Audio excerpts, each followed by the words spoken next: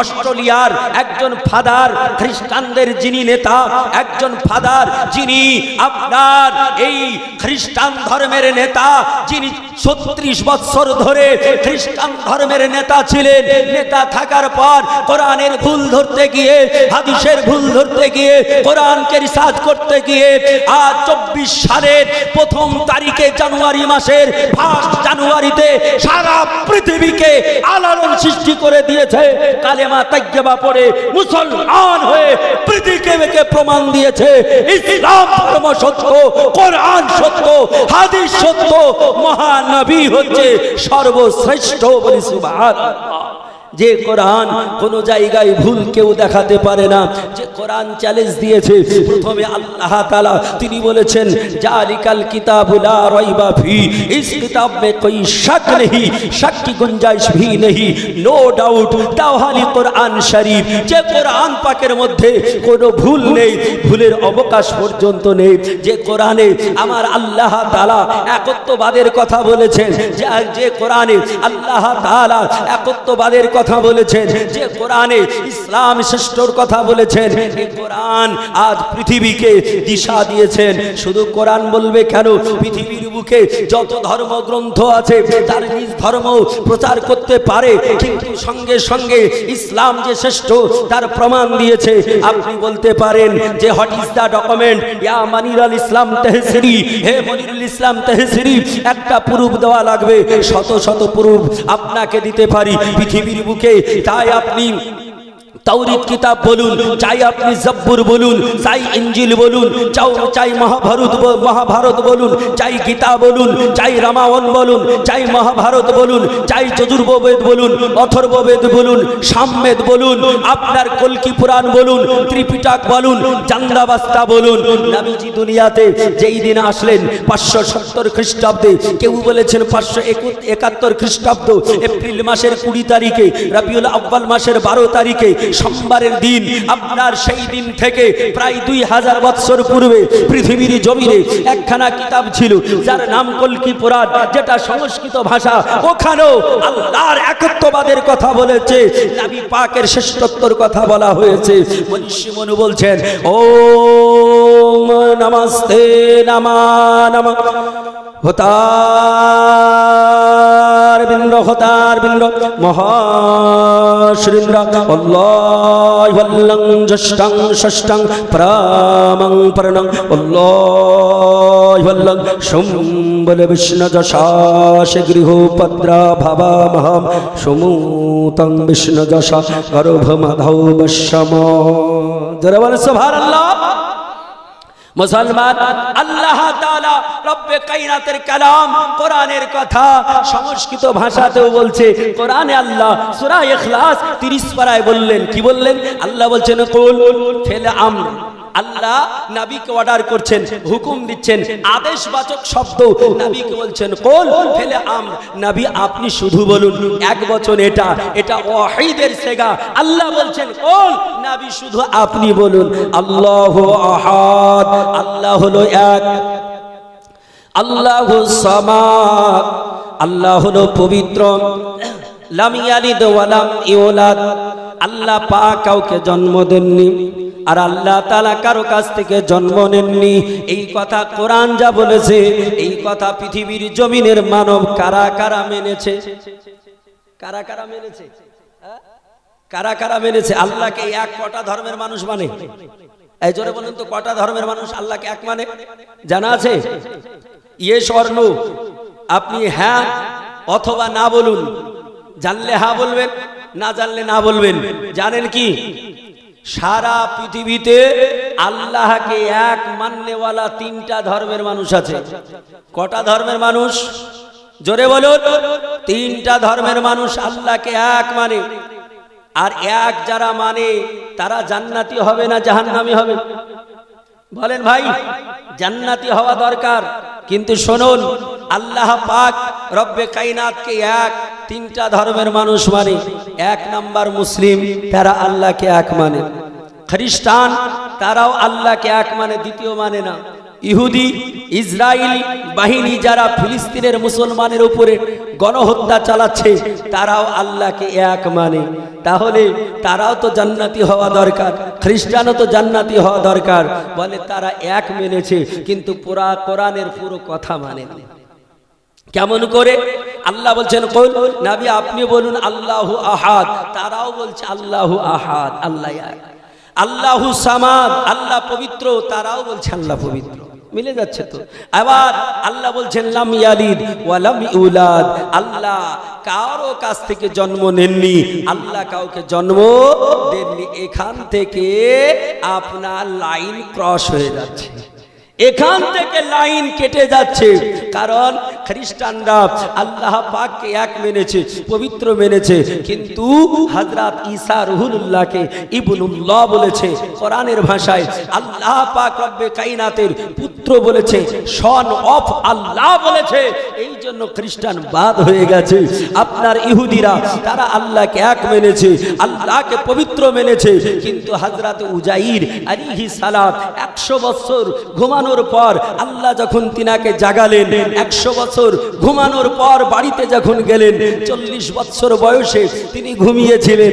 পুত্রকে গিয়ে দেখছেন চুল পাকা, দাড়ি পাকা, নাতি তার চুল দাড়ি পেকে গেছে, কারণ ছেলের বয়স 120 হয়ে গেছে, বাবার বয়স তখন 40 হয়ে আছে। এ দৃশ্য দেখে ইহুদিরা বলল, আপনি তো নবী হতে পারেন না, ইবনুল্লাহ, সন অফ আল্লাহ, আপনি আল্লাহর বেটা, না হলে আপনার বেটা বুড়ো হয়ে গেল, আর আপনি 40 বছরের যুবক কি করে থাকলেন? যার জন্য তাদেরও লাইন কেটে গেল, তারাও বাদ হয়ে গেল, ক্রস চিহ্ন পড়ে গেল।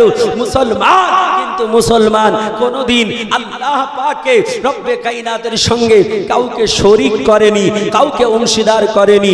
আর পৃথিবীর মানুষ শোনো, আল্লাহর নবী বিশ্ব নবী বলেছেন, হযরত উমরে ফারুক আজম রাদিয়াল্লাহু তাআলা আনহু আমিরুল মুমিনিন, পৃথিবীর জমিনের দ্বিতীয় খলিফা, পৃথিবীর জমিনে যত আইন আছে আইনের প্রতিষ্ঠাতা, সেটা আপনি ডাক বিভাগ বলতে পারেন, প্রশাসনিক বিভাগ বলতে পারেন, আপনার জমির জরিপ ব্যাপার বলতে পারেন, আপনি নকশা বলতে পারেন, ম্যাপ বলতে পারেন, আপনি তানখার ব্যাপারে বলতে পারেন। পৃথিবীর বুকে যিনি প্রথম আইন প্রতিষ্ঠাতা করেছেন উমরে ফারুক আজম রাদিয়াল্লাহু তাআলা আনহু, তিনি বর্ণনা করতেছেন বিশ্ববিখ্যাত কিতাব বুখারী শরীফ প্রথম খণ্ডে হাদিসটা আছে, যে বুখারী কিছুক্ষণ পরে আপনারা পড়া শুনতে পাবেন। এই বুখারীতে উমরে ফারুক আজম তিনি বলেছেন, ওয়াইজা মাতাল ইনসান, ইনসান যদি মারা যায়, মানুষ যদি মারা যায়, আর ওই মানুষটা যদি আল্লাহ পাকের সঙ্গে কাউকে শরীক না করে, লা শিরকুন শাইয়ান, আল্লাহ পাকের সঙ্গে কাউকে যদি শরীক না করে, আল্লাহর সঙ্গে কাউকে অংশীদার না করে, তাহলে জেনে নাও ওই ব্যক্তি ফাদাখালাল জান্নাহ, ও ব্যক্তি জান্নাতে প্রবেশ করবে। বলি সুবহানাল্লাহ। মুআজ্জাজ মুহতারাম, তাই আমরা যারা মুসলমান, আমরা আল্লাহর সঙ্গে কাউকে শরীক করি না, শিরক করি না। তাহলে শরীক করা কাকে বলে, শিরক কাকে বলে, এটা জানতে গেলে আপনাকে কোরআন পড়তে হবে। শিরক কাকে বলে, শিরকের সংজ্ঞা জানতে গেলে এটাও কোরআন পড়তে হবে, হাদিস আপনার পড়তে হবে। বেদাত কাকে বলে সেটা জানতে গেলেও কোরআন হাদিস পড়তে হবে। যেখানেই যান পড়ার কথা প্রথমে, লেখাপড়া আপনাকে জানতে হবে, নচেত আপনি কোনো কিছুই শিখতে পারবেন না। যার জন্য বলবো মুসলমান, আপনি এগিয়ে আসুন, কোরআন পড়ুন, হাদিস পড়ুন, পৃথিবীর বুকে আপনি শিক্ষা অর্জন করুন, যাতে করে আপনি মাথা উঁচু করে আপনি দাঁড়াতে পারেন। আজকে আলেম আমরা যারা মাওলানা, অনেক মাওলানা আছে যে আপনার মুআজ্জাজ বাংলা ভাষাটাও জানে না। এটা আমার আফসোস, এটা দুঃখের বিষয়। একজন আলিম যিনি এখানে বক্তব্য দেবেন, যিনি ডাইসে বসবেন, তিনার ভাষার মাধুর্যতা থাকবে, তার ভাষা স্বচ্ছ সুন্দর হওয়া লাগবে। কিন্তু আজকে দেখা যায় এইখানে ডাইসে বসে আপনার ক্লাস 5ও পাস না, আপনার মানুষকে বোঝাচ্ছে শিক্ষিতরা কাটবে না তো কে কাটবে। আলিম এমন আলিম হওয়া দরকার, এমন আলিম হওয়া দরকার। আমরা এমএসসি আপনার 3রা মার্চ এমএসসি পরীক্ষা হলো, চাকরির পরীক্ষা। এখানে একজন আলিমের আপনার জীবনী দেওয়া ছিল, যিনি হলেন ভারতবর্ষের আপনার রত্ন, যিনি ভারতবর্ষের সারা স্বাধীন ভারতের প্রথম শিক্ষামন্ত্রী, যিনার নাম মৌলানা আবুল কালাম আজাদ, মৌলানা আবুল কালাম আজাদ, जिनार पुरो नाम मुहिउद्दीन আবুল কালাম আজাদ। এ আবুল কালাম আজাদ কতটা শিক্ষায় শিক্ষিত ছিলেন, যিনি জন্মগ্রহণ করেছিলেন মক্কাতুল মুকাররমাতে। মায়ের বাড়ি হলো মক্কা, বাবার বাড়ি হলো ভারতে। তার বৈবাহিক সূত্রে তার পিতা ওইখানে গিয়ে তিনাকে জন্ম দেন। পরবর্তীতে ভারতে আসেন। যে মৌলানা আবুল কালাম আজাদ ভারতবর্ষের স্বাধীন ভারতের প্রথম শিক্ষামন্ত্রী হয়েছিলেন, তিনি যেমন আরবি জানতেন তেমনি ফার্সি জানতেন, যেমন ফার্সি জানতেন তেমনি উর্দু জানতেন, যেমন উর্দু জানতেন তেমনি হিন্দি জানতেন, যেমনই হিন্দি জানতেন তেমনি ইংলিশ জানতেন, যেমন ইংলিশ জানতেন তেমন তেলুগু জানতেন, যেমন তেলুগু জানতেন তেমন সংস্কৃত ভাষা জানতেন। তিনার আপনার জীবনীতে লিখতেছে তিনি প্রায় 16খানা ভাষার পাণ্ডিত্য অর্জন করেছিলেন, যিনি 16টা ভাষায় তিনি বক্তৃতা দিতে পারতেন, 16টা ভাষায় কথা বলতে পারতেন। আমি বলবো এই রকম মাওলানা আমাদেরকে হওয়ার চেষ্টা করতে হবে। এই রকম মাওলানা যদি হওয়া যায়, পৃথিবীর বুকে ইসলাম আপনার যে ইতিপূর্বে ইসলামের পতাকা পথ করে উড়েছিল এখনো উঠতেছে, আগামীতেও যদি এই রকম পৃথিবীতে শিক্ষায় শিক্ষিত মুসলমান থাকে, জানবেন ইসলামের পতাকা কখনো নিচুর দিকে যাবে না। মুসলমান এই জন্য আমরা শিক্ষার দিকে এগিয়ে আসবো কি আসবো না? জোরে বলুন। শিক্ষার দিকে এগিয়ে আসবো কিনা? জোরে বলুন। ইনশাআল্লাহ আসবো। হাত উঠিয়ে বলুন ইয়া রাসূলুল্লাহ। মুআজ্জাজ মুহতারাম, শিক্ষা ছাড়া কোনো জাতি অগ্রগামী হতে পারে না, শিক্ষা ছাড়া কোনো মানুষ আগে বাড়তে পারে না। যার জন্য বলবো যে আপনারা আসুন, শিক্ষা গ্রহণ করুন। মুআজ্জাজ, আপনি শুধু নামাজ পড়লেই মুসলমান হবেন এটা কে বলেছে? শুধু রোজা করলেন আপনি মুসলমান হয়ে গেলেন কে বলেছে? আপনি নামাজ পড়লেন অথচ মানুষের সঙ্গে দ্বন্দ্ব করে বেড়ালেন। আপনি রোজা করলেন অথচ আপনি অন্যের টাকা পয়সা ধন দৌলত চিটারি করে খেলেন, বাটপারি করলেন, আপনি গাদ্দারি করলেন। কে বলেছে? মুসলমান হতে গেলে আপনাকে কিভাবে হতে হবে? বুখারী শরীফে হাদিসখানা রয়েছে, নবী বলেছেন মান সালিমাল মুসলিমু মিন লিসানিহি ওয়া ইয়াদিহি, তিনি হচ্ছেন প্রকৃত মুসলমান যিনার জবান দ্বারা যিনার হাতের দ্বারা অন্য মুসলমান আঘাত প্রাপ্ত না হয়। বুঝতে পারছেন? তিনি হচ্ছেন প্রকৃত মুসলমান। নামাজও পড়ছেন, আবার অন্যের জমির আলো কাটছেন, রোজাও করছেন, আবার মেয়েকে ফাঁকিও দিচ্ছেন। রোজা করছেন, নামাজ পড়ছেন, হজ করে এসেছেন। বাপজি আমার আব্দুর রহিম সাহেব প্রায় 50 বিঘা জমি, 3টা মেয়ে 2টো ছেলে। বলছে 3টা মেয়ে তো প্রায় কিছু না হলেও 15 বিঘে পেয়ে যাবে, তো চ বাবু হজে যাচ্ছি, তার আগেই জিনিসকে ফিনিশ করে 50 বিঘা জমি আপনার 48 বিঘা পুরো ছেলের নামে লিখে দিল। আর বলছে বেটি তোদের জন্য 2 বিঘা রাখলাম। ও হজ শুধু যাওয়া আর আসা হবে, ওই হজ শুধু যাওয়ার আশা হবে, ও হজ কোনোদিন হজ হতে পারে না। আরে হাজিরা বলছে ফতোয়া তো শুনে নিয়েছি, হাদিস তো শুনে নিয়েছি। মৌলবীরা বলে মানজারা কবরি ওয়াজাবাত লাহু শাফাতি, আল্লাহর নবী বলেছেন যে ব্যক্তি আমার রওজা পাক জিয়ারত করলো ওই ব্যক্তিকে আমি শাফায়াত করে জান্নাতে নিয়ে যাব, আমি তো জান্নাতি হয়ে যাব। নবী যে এটাও বলেছে যে হক ফাঁকি দিবি না। নবী বলেছে মেয়ের হক মেয়েকে দিবি, ছেলের হক ছেলেকে দিবি, প্রতিবেশীর হক প্রতিবেশীকে দেবি। নবীর ওই কথাটা শুনেছে, এই কথাটা কোন জায়গায় গিয়েছিল? এটা যেমন ওটা শুনেছো তেমন এটাও শুনতে হবে, তবেই তোমার ওই হজ কাজে দেবে, তবেই তোমার ওই নামাজ কাজে দেবে, তবেই তোমার ওই যাকাত কাজে দেবে। নচেত নামাজ পড়া হবে, রোজা করা হবে, হজ করা হবে, যাকাত দেওয়া হবে, কাজ হবে না। আপনি বলতেই পারেন হোয়াট ইজ দ্য ডকুমেন্ট, এরও একটা প্রুফ লাগবে। বুখারী শরীফ হাদিস উঠিয়ে দেখুন, আল্লাহর নবী বলেছেন কিয়ামতের মাঠে আপনার 3 ধরনের মানুষ আল্লাহ দরবারে উঠবে, আল্লাহ বলবে তোরা কারা? ওই মানুষগুলো বলবে আল্লাহ গো আমি হলাম জিহাদকারী, আমি হলাম মুজাহিদ ব্যক্তি। আল্লাহ বলে মুজাহিদ ব্যক্তি রে, পৃথিবীর জমিনে তুমি কেমন কাজ করেছো বলো? বলে আল্লাহ গো তোমার কালাম কোরআনকে ফলো করে, তোমার কালামের মান্যতা দিয়ে, তোমার কালামকে বিশ্বাস করে আমি আমার জীবন দিয়ে দিয়েছি। কেন দিয়েছো? বলে আল্লাহ তুমি বলেছ ওয়ালা তাকুলু লিমান ইউকতালু ফি সাবিলিল্লাহি আমওয়াত বাল আহইয়াউ ওয়ালাকিন লা তাশউরুন। আল্লাহ পাক বলছে বান্দারে, যারা আমার রাস্তায় জীবন দেয়, যারা আমার রাস্তায় প্রাণ বিসর্জন দেয়, আমার আল্লাহ বলছেন তাদের তোমরা মরা বলো না, মরা নয় বরং তারা জীবিত, তারা হলো শহীদ। কিয়ামতের মাঠে শহীদ যারা হবে রক্ত মাখা পোশাক নিয়ে, রক্ত মাখা শরীর নিয়ে উঠবে। আল্লাহ তাদের বড়ই মর্যাদা দিয়েছে, আল্লাহ তাদের মাথায় স্বর্ণ তাজ পরিয়ে দেবে, আল্লাহ পাক তাদের সম্মান বাড়িয়ে দেবে।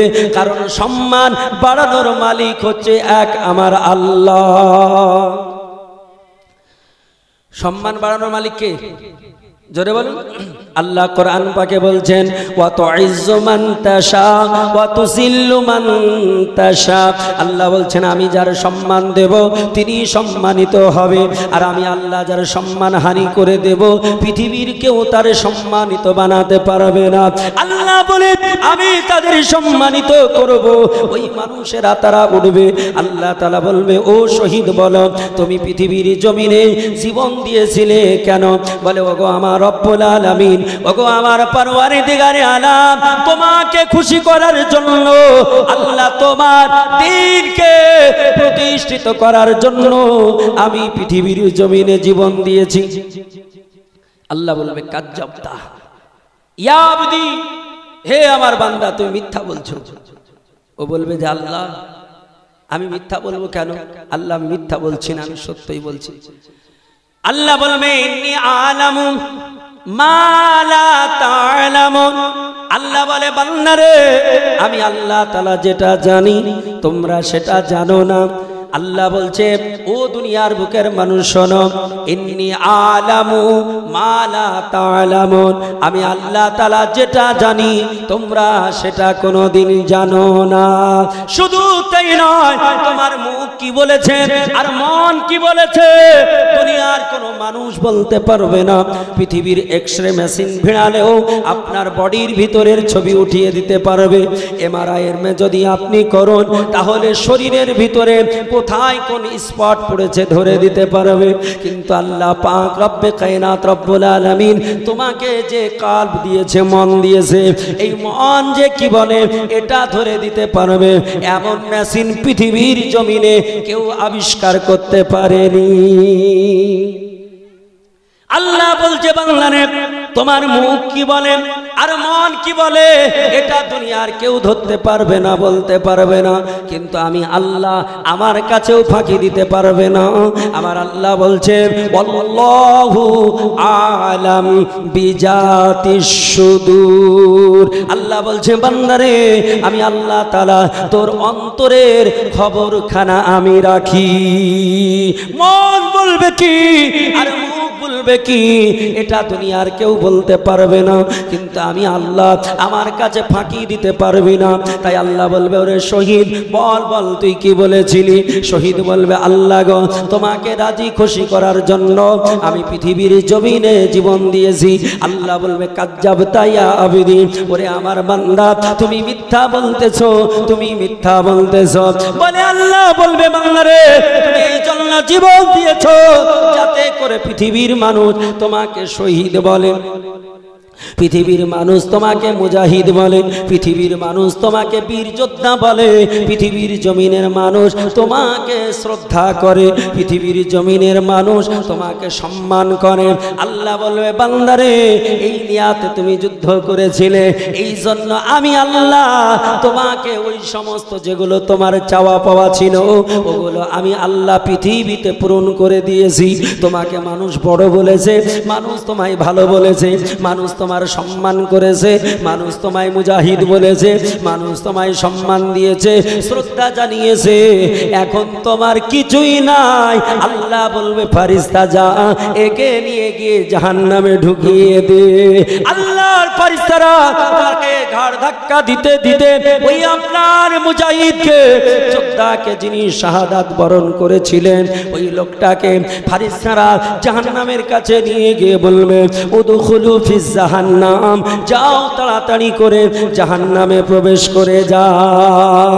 দ্বিতীয় নম্বর ব্যক্তি উঠবে, দ্বিতীয় নম্বর ওই ব্যক্তিটা হবে যিনি আপনার 4 লক্ষ 5 লক্ষ টাকা খরচ করে মক্কাতুল মুকাররমা গিয়েছেন, কাবা শরীফ তওয়াফ করেছেন, মদিনা শরীফে গিয়ে আমার রওজা রাসূলের রওজা পাককে, আমারও আপনার প্রিয়তম হাবিব তিনার রওজা পাককে জিয়ারত করেছে।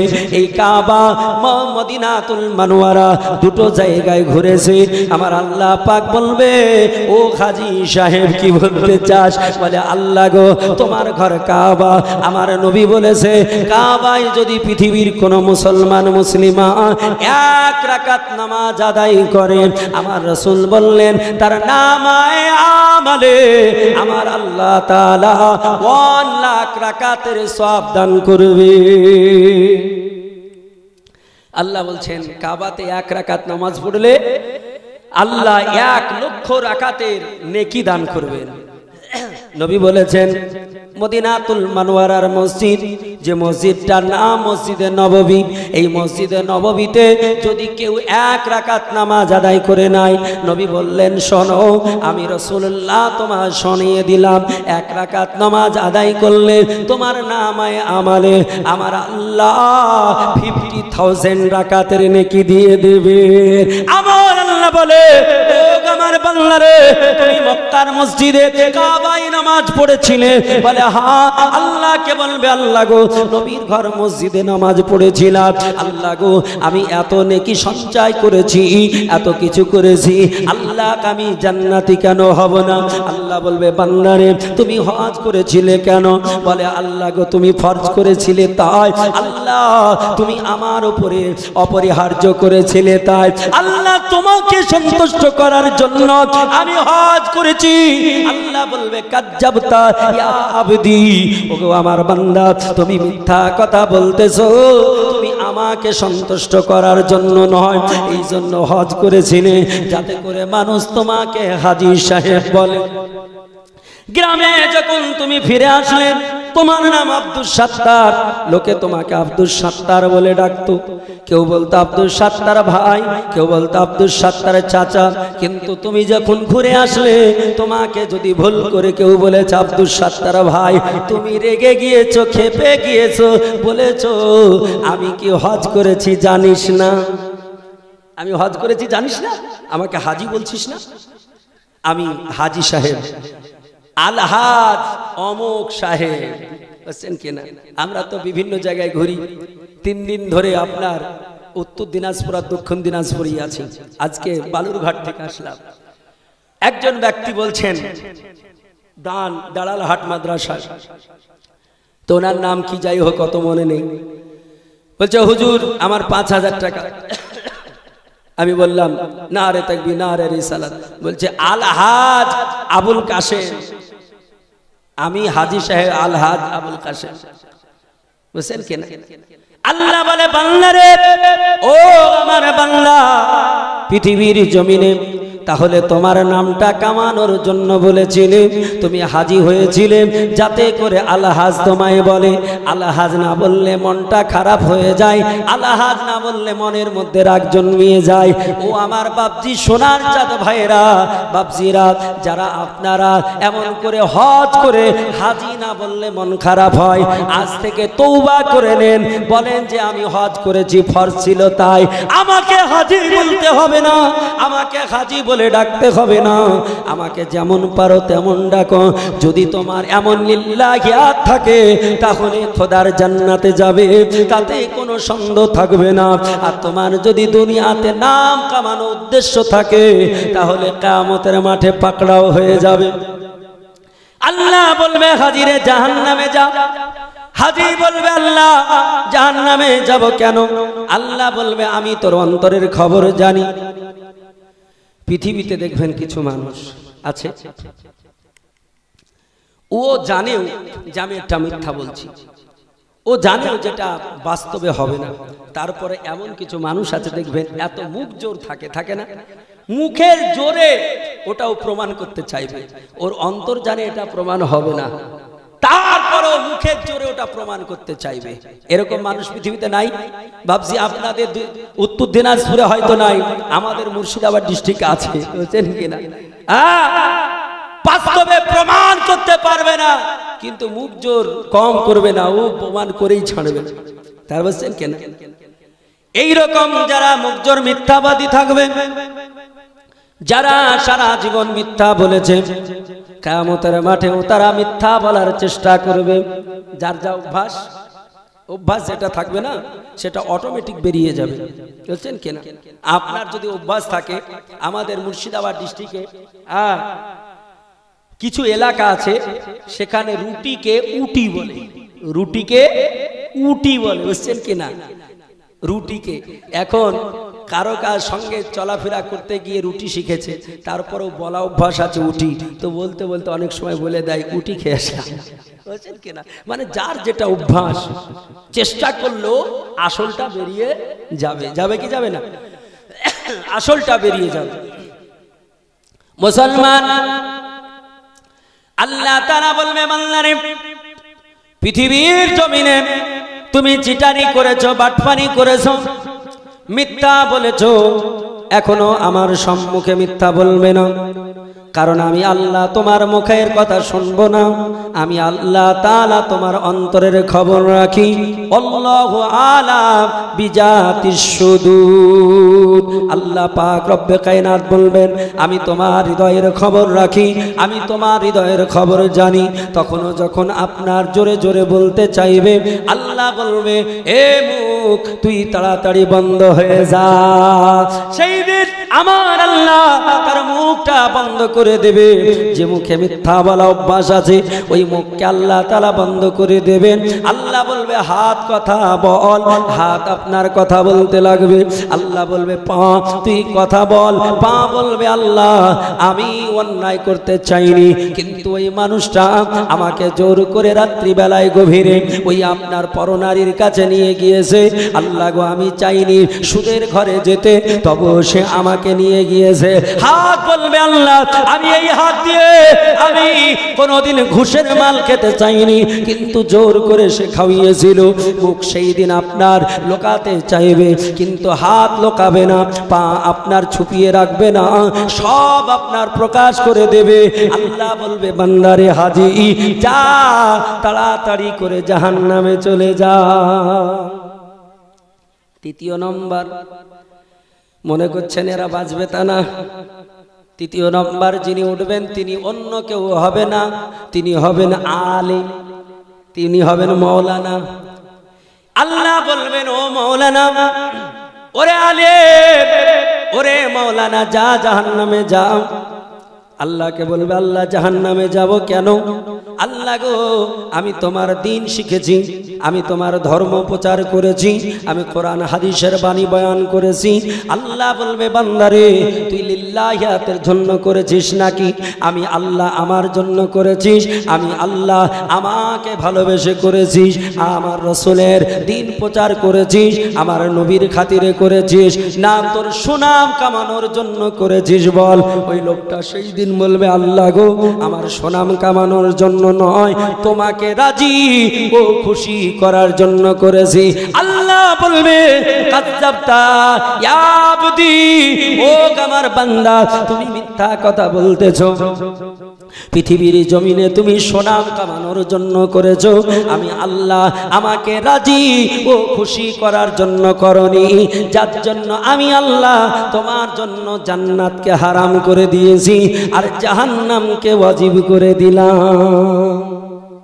এ মুসলমান আমার বোনেরা, যারা আজকে আলিমা হয়েছে, যারা আপনারা হাফিজা হয়েছে, ওগো আমার বোনেরা, ওগো আমার ছোট্ট ছোট্ট বোনেরা, আল্লাহ পাকের জন্য লিল্লাহিয়াতের জন্য কাজ করবে।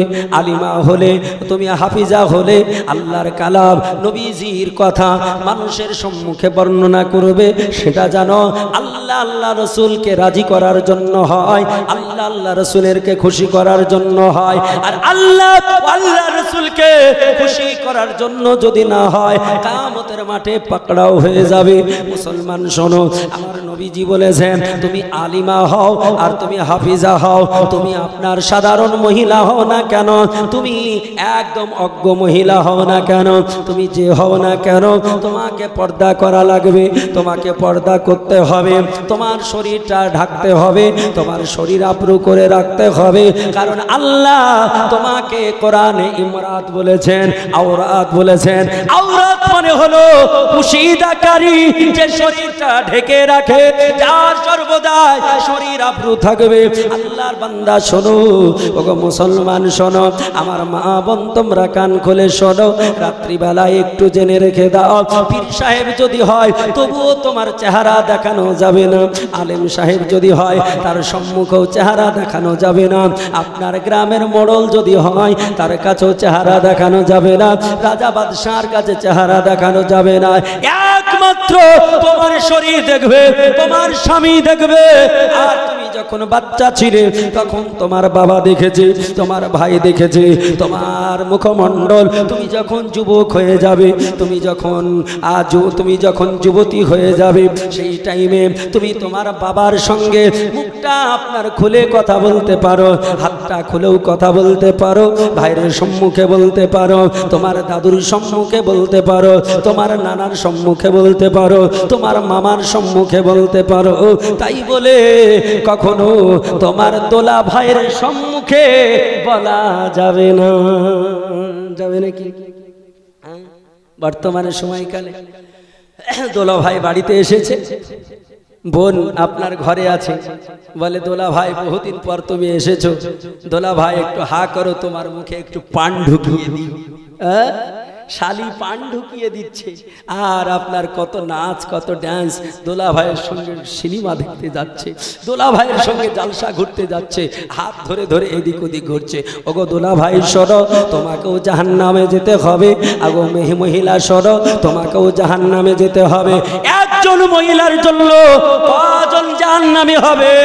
ও আমার মা, খালা কান খুলে শোনো, একজন মহিলার জন্য একটা মহিলা পাপ করবে। আচ্ছা, আমি দোষ করলে আমি গুনাহগার হব, তাই কিনা? আমি দোষ করলে আমি গুনাহগার হব, কিন্তু একজন মহিলা দোষ করবে, কজন গুনাহগার হবে দেখুন। আল্লাহর নবী বিশ্ব নবী বলেছেন, একজন মহিলা যদি গুনাহগার হয়, পাপাচার হয়, যদি জাহান্নামী হয়, ওই একাই জাহান্নামে যাবে না। যখন বাবার ঘরে ছিল আর বাবা তাকে যদি শাসন না করে, বাবা যদি তাকে টাইট না দেয়, বাবা যদি তাকে পর্দা করার কথা না বলে, আল্লাহ পাক রব্বে কায়নাত রব্বুল আলামিন তার বাবাকে ছাড়বে না, তার বড় ভাই থাকলে বড় ভাইকে ছাড়বে না। কিয়ামতের মাঠে আল্লাহ কিছু এমন মহিলাকে বলবে, যা জাহান্নামে চলে যা, জাহান্নামে জাহান্নামে চলে যা। আল্লাহকে বলবে আল্লাহ গো আমি জাহান্নামে একাই যাব না। আল্লাহ বলবে ওরে আমার বান্দি তুই তো গুনাহ করেছিস, একাই করেছিস, একাই জাহান্নামে যা। আল্লাহ গো আমি একাই জাহান্নামে যাব না, আমি জাহান্নামে হতাম না। আল্লাহ বলবে কেন? বলে আল্লাহ যখন বাবার ঘরে ছিলাম আমি স্কুলে যেতাম, উড়না নিতাম না, স্কুলে যেতাম হাফ জামা পরতাম, বাবা একবারও আমাকে নিষেধ করেনি। আমি যখন রাত্রিতে স্কুলে যাওয়ার নাম করে যেতাম 4টায় ছুটি, আমি রাত্রি 10টায় আসতাম, আমার বাবা একবার জিজ্ঞেস করে দেখতো না, আমার বড় ভাই জিজ্ঞেস করে দেখতো না। আল্লাহ বলবে ও বড় ভাই, ওরে মহিলার বড় ভাই তুমি 5 ওয়াক্ত নামাজ পড়েছো, ওগো মহিলার বাবা তুমি মসজিদে আজান দিয়েছো, ওরে বাবা তুমি নামাজ পড়িয়েছো, ওরে বাবা গ্রামের মডলি করেছো। আল্লাহ বলবে তুমি নেককে নেক কাজ করেছো, নেকি করার পরেও তোমার ভাগ্যে জান্নাত জুটবে না। যাও তাড়াতাড়ি করে এই মেয়েটার সঙ্গে তোমার কন্যার সঙ্গে জাহান্নামে যাও। আল্লাহ বলবে বড় ভাই তুমিও নেক কাজ করে ছুটকারা নাই, তুমিও তোমার বোনের সঙ্গে জাহান্নামে যাও। আল্লাহকে বলবে আল্লাহ গো আমি বাবা ও ভাই এই দুইজনের সঙ্গে জাহান্নামে যাব না। আল্লাহ বলবে আর কে আছে? বলবে আল্লাহ গো আমার বাবা আমার বড় ভাই যখন বিয়ে দিয়ে দিল, আমি যখন বিবাহিতা নারী হয়ে পর ঘরে গেলাম, আমার স্বামী আমার প্রাণপ্রিয় স্বামী, আমি যখন রাত্রিবেলায় কোথাও যেতাম আমার স্বামী আমারে নিষেধ করতো না, আমি যখন মেলায় ঠেলা খেতে যেতাম আমার স্বামী নিষেধ করতো না, আমার স্বামী নিষেধ করতো না। ওগো আমার আল্লাহ আমার স্বামী যদি টাইট করতো আমি বাবার ঘরে যা গুনাহ করেছি স্বামীর ঘরে এসে আর গুনাহ করতাম না, স্বামীর ঘরে এসে পাপ করতাম না। আল্লাহ গো আমার স্বামী আমাকে কোনো রকমের টাইট দেয়নি। আল্লাহ বলবে ও স্বামী যাও তাড়াতাড়ি করে তুমিও জাহান্নামে যাও। বিবিকে বলছে বিবি গরু চড়া, বিবি মাঠে গরু চড়াচ্ছে, ছাগল চড়াচ্ছে, দোকান দিচ্ছে, বাজারে সবজি বিক্রি করছে, আর স্বামী বড় পরেশগার বড় বড় তসবিহ নিয়ে গ্রামে গ্রামে আপনার তবলিগ করে বেড়াচ্ছে, হাঁড়ি লোটা নিয়ে 40 আপনার 40 করে বেড়াচ্ছে, 40 দিন 6 মাস 3 মাস বাইরে থাকছে। বিবি এদিকে আপনার পর পুরুষের সঙ্গে গল্প করছে আর ওদিকে চিল্লা মেরে বেড়াচ্ছে। আল্লাহ বলবে তোর চিল্লা এখন কি হবে? তোর চিল্লায় কোনো কাম হবে না, তুই ওদিকে চিল্লা মেরেছিস, লোককে নামাজের কথা বলেছিস, আর তোর বিবি ঘরে অন্য পর পুরুষকে নিয়ে গল্প করেছে। আমি আল্লাহ এই জন্য তোকেও জাহান্নামে পাঠালাম। ও মা বোনেরা, একটা মায়ের কারণে 3টা ধরনের ছেলেরা, 3টা পুরুষ তারা জাহান্নামী হবে। আর একটা মা যদি ভালো হয়ে যায় তাহলে পুরো ফ্যামিলি ভালো হয়ে যাবে। আল্লাহ নবী বললেন ও পৃথিবীর জমিনের মানব, দুনিয়াতে সব চাইতে দামি কি? পৃথিবীতে সব চাইতে দাম কার বেশি? আপনাদের জানা আছে? কারো জানা আছে? সবচাইতে দাম কার বেশি?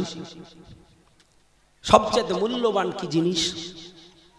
আপনার মনে হয়তো হবে টাকাই হবে, কারণ টাকা দিয়ে সোনা কেনা যায়, চাঁদি কেনা যায়, হীরা মানিক মুক্তা জহরাত কেনা যায়, টাকার দ্বারা রাষ্ট্র কেনা যায়, টাকা দিয়ে রাজত্ব কেনা যায়, টাকা দিয়ে আপনার বর্তমানে সব কিছু কেনা যায়। আর যায় কি যায় না?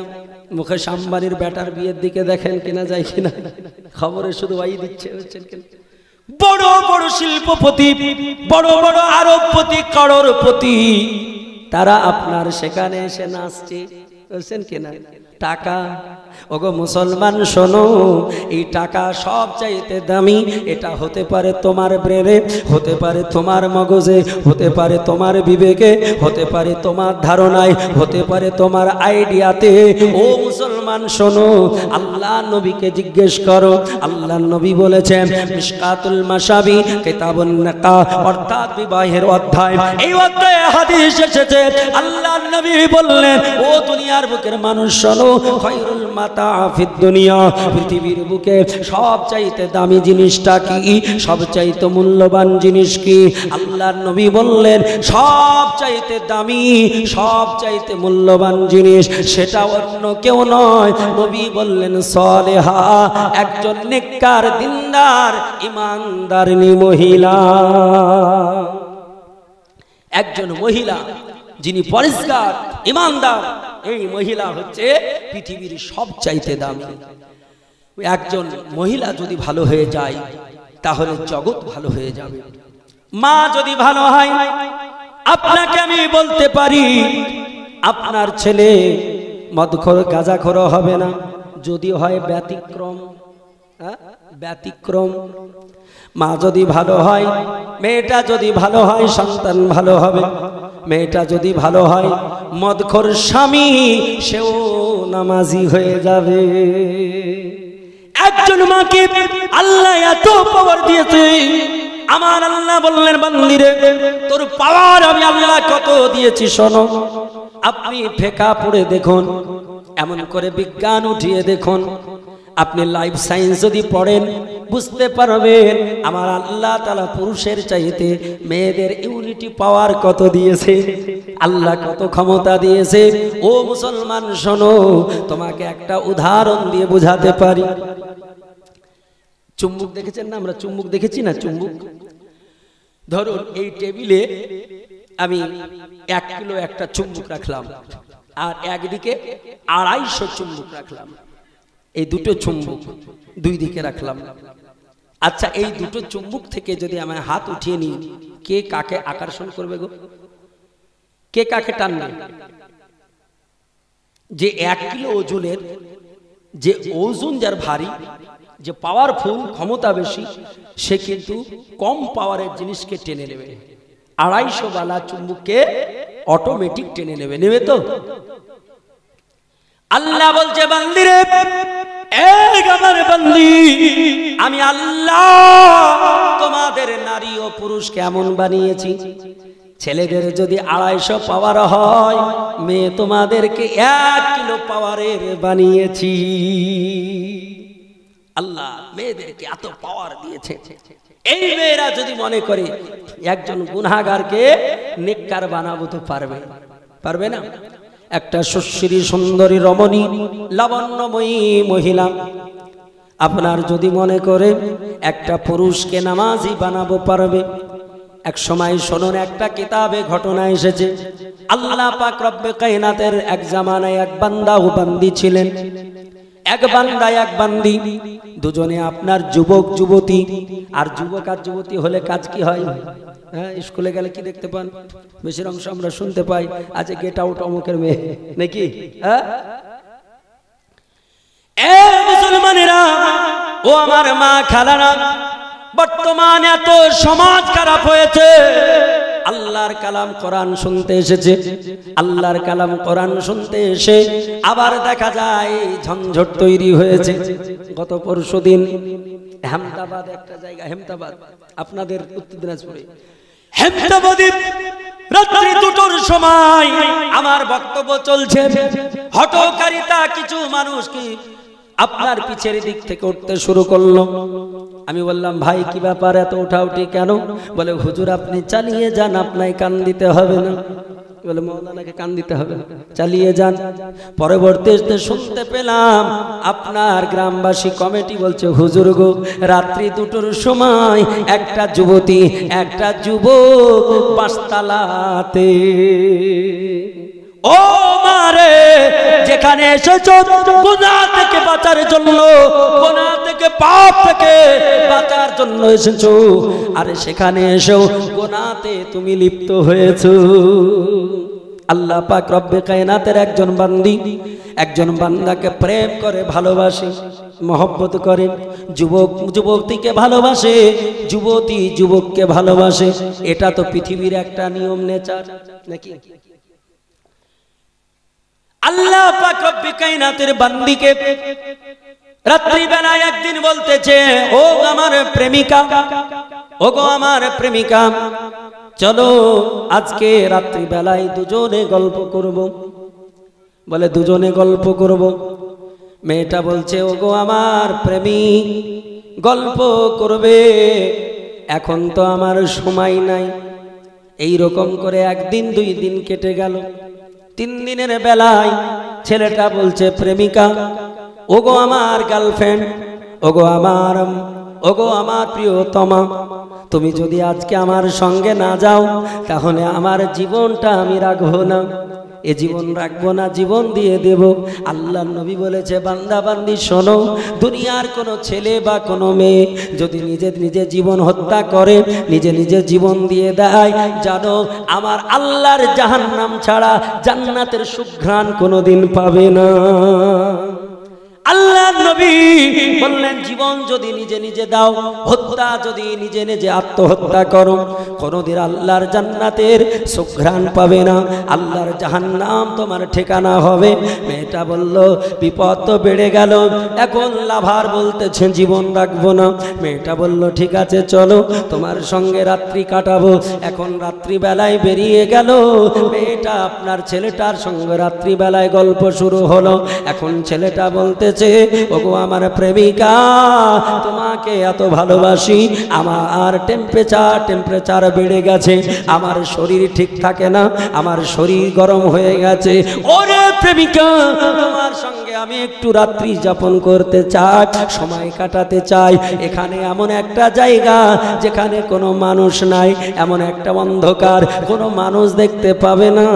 এখন ছেলেটার মেয়েটা আপনার কাছাকাছি যখন হয়েছে, ছেলেটা যখন মেয়েটার কাছাকাছি হয়েছে, মেয়েটা চিৎকার করে বলে, ও আমার প্রাণ প্রিয়, ও আমার প্রিয়তমা, ও আমার লাভার, যেখানে আমরা এক জায়গায় রাত্রি কাটাবো, আমরা মিলন করব, যেখানে দুনিয়ার কোনো মানুষ দেখতে পাবে না, পৃথিবীর কোনো মানুষ দেখতে পাবে না, পৃথিবীর কোনো জন দেখতে পাবে না, কিন্তু লাভার রে, ও আমার প্রিয়তম, এখানে আমার আল্লাহকে লোকানো যাবে না,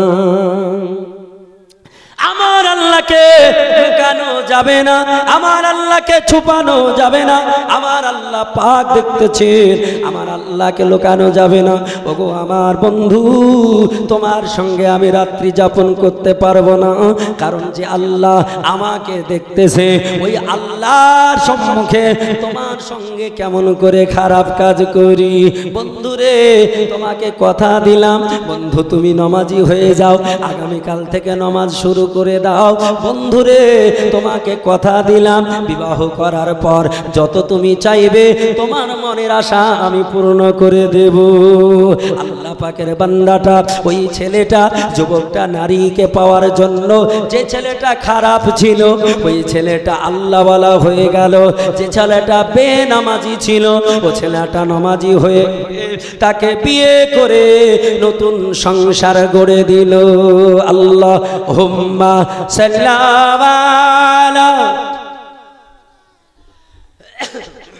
মাওলানা মুহাম্মদ ওয়া আলা আলি সাইয়্যিদিনা।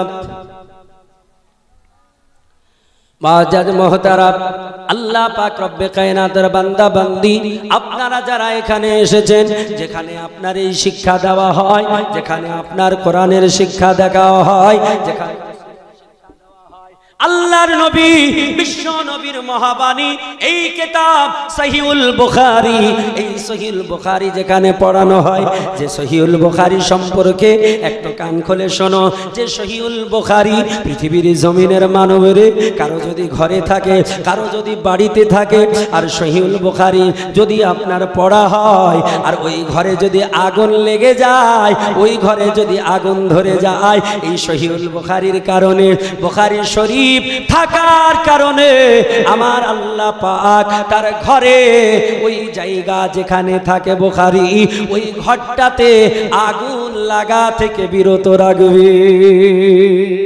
জোরে বলে সুবহানাল্লাহ।